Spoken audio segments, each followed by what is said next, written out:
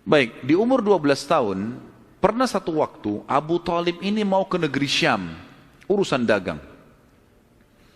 Pertama kalinya Nabi SAW, biasanya Nabi ini selalu pemalu, nggak banyak minta dan nuntut ke pamannya. Khusus pada saat itu Nabi SAW bergantung di bajunya Abu Talib, nggak mau lepasin. Pokoknya dia mau ikut. Abu Talib heran, tidak pernah Nabi SAW berperilaku begini. Musyawarah sama istrinya, nggak pernah Muhammad begini. Kenapa seperti ini? Pasti ada sesuatu gitu. Maka setelah musyawarah, kayaknya dibawa aja deh. Dibawalah ke negeri Syam. Pergilah Nabi SAW bersama dengan Abu Talib dan kafilahnya. Pada saat mau tiba di negeri Syam, sebelum tiba di negeri Syam, kafilah ini melewatin sebuah gereja teman-teman sekalian, dan di situ ada satu pendeta bernama Bahira. Dan ini riwayat Bukhari Muslim menceritakan masalah itu ya. Dan sampai sekarang di negeri Syam masih ada puing-puingnya gerejanya Bahira ini. Pada saat itu di zaman Nabi SAW ada gereja ini, dan sampai sekarang masih ada sisa puingnya. Saya pernah lihat cuplikannya sendiri, ada sisa puingnya di negeri Syam.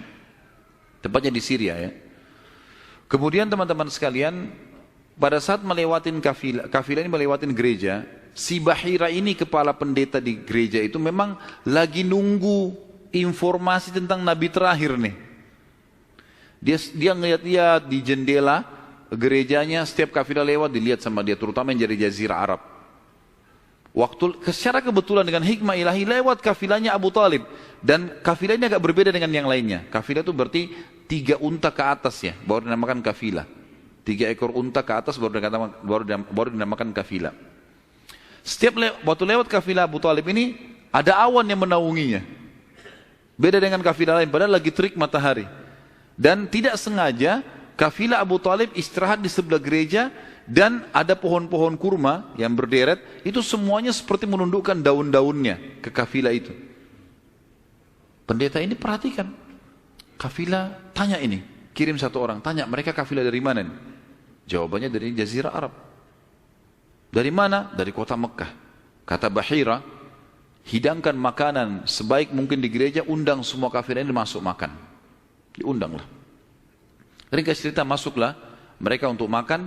Dan pada saat satu kafilah ini masuk, yang ditinggalkan di situ hanya Nabi SAW.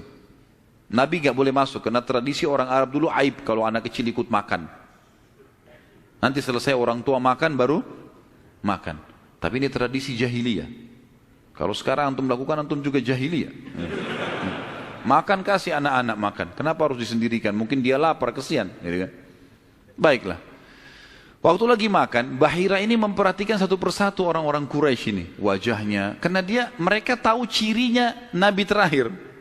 Alisnya, wajahnya, mukanya, kulitnya, jalur nasabnya, semua jelas. Tidak semua, tidak ada tanda-tanda kenabiannya. Ini mukanya muka biasa semua. Maka si Bahira tanya, apakah masih ada dari kafilah kalian yang tidak ikut makan? Kata mereka, ada satu anak kecil di depan, kami suruh jaga barang kami. Kata Bahira, boleh saya ketemu? Oh silahkan. Mereka lagi asyik makan. Bahira keluar menemui Nabi SAW. Nabi lagi duduk di bawah pohon. Lalu Bahira memanggil dia, mengatakan, hai anak kecil, ikutlah dengan saya. Kafilahnya disuruh jaga oleh beberapa pegawainya Bahira ini. Masuk di satu ruangan di gereja. Kemudian Nabi SAW berdiri lalu kata, jadi orang Mekah begini teman-teman, di Mekah itu ada patung namanya Lat dan Uzza. Lat dan Uzza ini 2 patung yang luar biasa dikultuskan di Mekah. Hebat patung ini menurut mereka. Jadi kalau bersumpah atas nama Lat dan Uzza sudah tidak mungkin berbohong. Kalau bohong kualat nih. Maka pendeta ini tahu Bahira, dia bilang, hai anak kecil, saya akan bertanya kepadamu atas nama Lat dan Uzza. Ini semua anak kecil sampai orang tua di Mekah tahu nama ini. Dan mereka ketakutan kalau dengar nama ini. Apa jawaban Nabi SAW waktu itu? Umur 12 tahun. Masih kecil, kalau kita sekarang masih SD. Gitu kan? Maka beliau mengatakan, jangan engkau sebutkan 2 nama berhala itu karena aku membencinya. Aku tidak suka dengan patung itu. Penasaran Bahir. Diperhatikan wajahnya, alisnya, matanya Nabi SAW. Perlu teman-teman tahu ya, ciri fisik Nabi SAW itu luar biasa. tersebutkan secara rinci di Taurat dan Injil. Allah mengatakan dalam Al-Quran, A'udzubillahi minasyaitonirrajim, ya'rifunahu kama ya'rifuna abna'ahum. Orang-orang ahli kitab, terutama Yahudi dan Nasrani ini, maksudnya orang Yahudi dan Nasrani, betul-betul mengetahui Muhammad SAW sebagaimana mereka mengenal anak-anaknya. Karena terinci.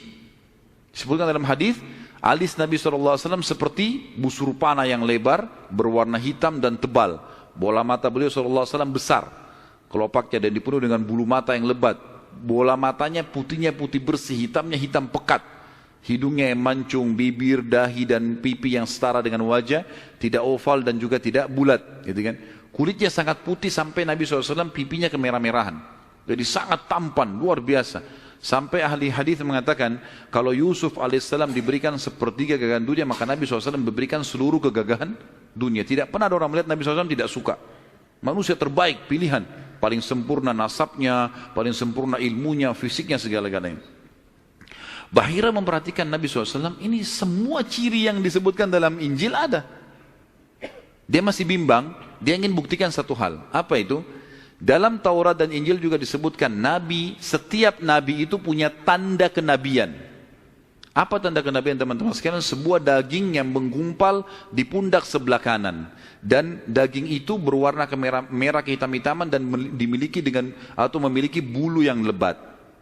Maka Bahira berkata, hai anak kecil, apa kau izinkan saya untuk melihat punggungmu?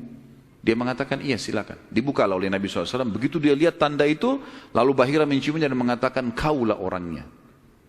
Tapi garis bawah satu hal ya, tanda ini tanda kenabian. Sudah selesai dengan Nabi Muhammad SAW. Jadi kalau di punggung antum ada dusta semua itu. Tidak ada hubungannya sama Nabi. Loh ya, karena banyak orang yang ngaku-ngaku Nabi nih. Kata Nabi SAW, akan datang 50 dajjal, pendusta, setelah aku meninggal, mengaku semuanya Nabi. Mereka semua pendusta, aku penutup para Nabi dan Rasul, gitu kan. Karena ada orang mengaku gitu.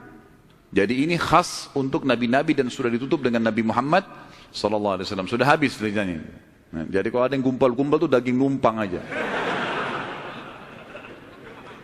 Pada saat itu, Bahira pun membawa Nabi SAW masuk ke dalam ruangan makan lalu berkata, siapa walinya anak ini? Wali. Ya. Siapa walinya anak ini? Kata Abu Talib, saya ayahnya. Abu Talib berkata, bagaimana? Kata Bahira, tidak mungkin kau ayahnya. Anak ini mati ayahnya waktu dia masih 6 bulan di perut ibunya. Pendeta di negeri Syam tahu. Anak ini meninggal ayahnya waktu dia umur 6 bulan di perut ibunya. Dan ibunya meninggal pada saat dia umur 6 tahun.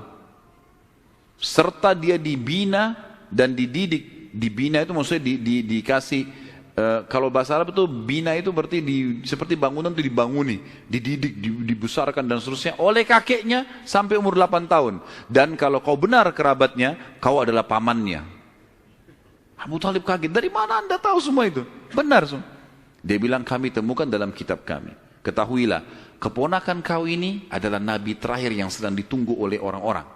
Dan kalau orang Yahudi tahu dia dari turunan Arab, maka pasti mereka akan membunuhnya sebagaimana mereka berusaha membunuh Isa alaihissalam. Kalau mereka tidak suka, mereka tolak, gitu kan? Maka jangan bawa ke negeri Syam, bawa pulang ke Mekah segera. Akhirnya dibawa pulanglah Nabi SAW ke Mekah pada saat itu.